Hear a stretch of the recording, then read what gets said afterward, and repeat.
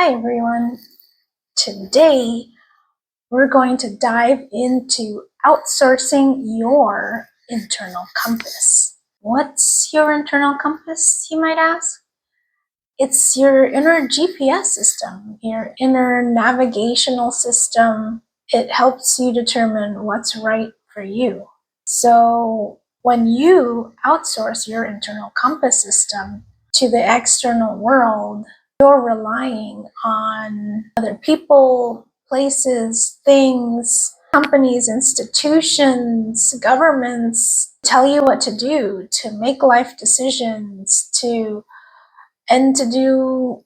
make life decisions instead of trusting your inner compass, your inner guidance system.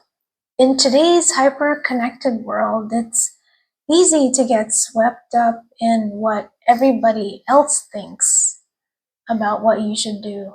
Whether it's your career path, your relationships, or even what you do on the weekends, we often look to others about what we should do instead of first trusting our own instincts. We forget that we have the power to truly decide what resonates with us. Instead, we end up following paths that don't align with who we really are, just because they're popular or they're trendy, or we might want someone's approval. For instance, when I was in my 20s, I wanted to go to culinary school because I wanted to become a pastry chef. And so I decided to ask someone I knew whose opinion I highly valued about whether or not I should go to culinary school. And at the time, I was working a corporate job. And so I asked this person, should I go to culinary school? And that person said, no, you should just stay in your job. And that's what I did because I was younger and that person was older. And I thought they knew better than me just because they were older and they had more life experience. And in the end, I didn't end up going to culinary school because I decided to go with what they told me. So in that instance, I overrode my intuition in favor of listening to someone whose opinion I valued.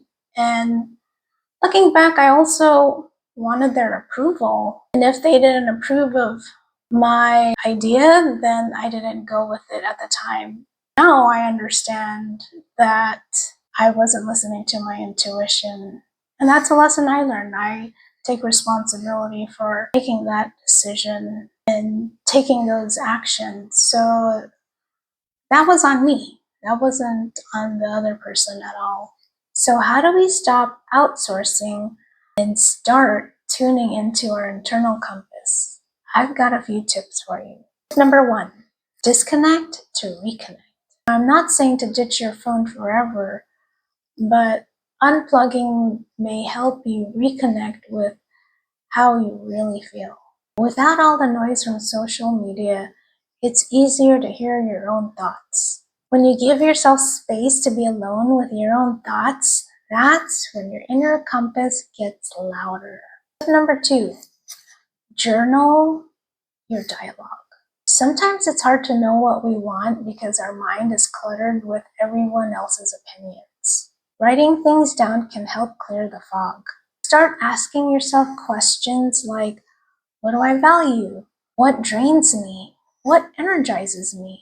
The more you write, the more you'll discover patterns that reflect your true desires and goals. Number three, trust the small decisions. Your inner compass isn't just for big life-altering decisions.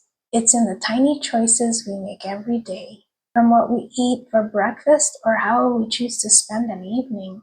Start practicing with those smaller decisions. Soon you'll strengthen your ability to trust yourself around making those bigger decisions. Trusting yourself starts small, but it builds momentum over time. At the end of the day, no one else can steer your life quite like you can. Outsourcing your internal compass may feel safe, but in the long run, it will lead you further and further away from who you really are. It's time to take back control, trust yourself, and start navigating life from the inside out. Your inner compass is there for a reason. It knows your dreams, your passions, your values. So trust it and trust you. Thanks so much for watching. If you like this video, give it a thumbs up and subscribe to Learn, Heal, Share. I'd love to learn in the comments below how you reconnect with your inner compass. Sending everyone healing light and love.